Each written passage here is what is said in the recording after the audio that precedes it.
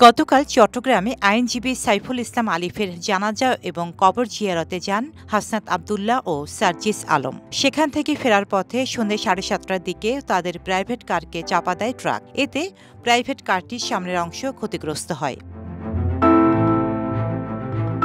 এ ঘটনায় গভীর উদ্বেগ প্রকাশ করেছেন জামায়াতে ইসলামের আমির ডাক্তার শফিকুর রহমান। বুধবার রাতে এক ফেসবুক পোস্টে এ উদ্বেগ প্রকাশ করেন জামায়াতে ইসলামের আমির। পোস্টে তিনি লেখেন, হাসনাত আবদুল্লাহ ও সার্জিস আলমকে বহনকারী প্রাইভেট কারকে ট্রাক চাপা হত্যার চেষ্টা না নৈরের দুর্ঘটনা, তা অবশ্যই যথাযথভাবে খতিয়ে দেখা দরকার। বিষয়টি সত্যিই উদ্বেগজনক।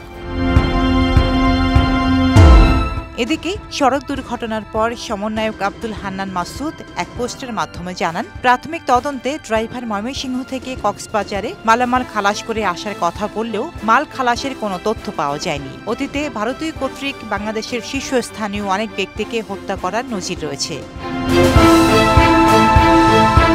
দুর্ঘটনার পর গণমাধ্যমের সঙ্গে কথা বলেন বৈষম্য বিরোধী ছাত্র আন্দোলনের আহ্বায়ক হাসনাত আবদুল্লাহ। দুর্ঘটনা ও তাদের বর্তমান অবস্থা নিয়ে তিনি বলেন, আমরা শারীরিকভাবে সবাই সুস্থ আছি। আমরা যে গাড়িতে ছিলাম তার সামনের গাড়িটিতেই দুর্ঘটনা ঘটে। ঘাতক ট্রাক চালক ও হেলপারকে আটক করেছে পুলিশ। এই বিষয়ে আইনানুগ ব্যবস্থা প্রক্রিয়াধীন।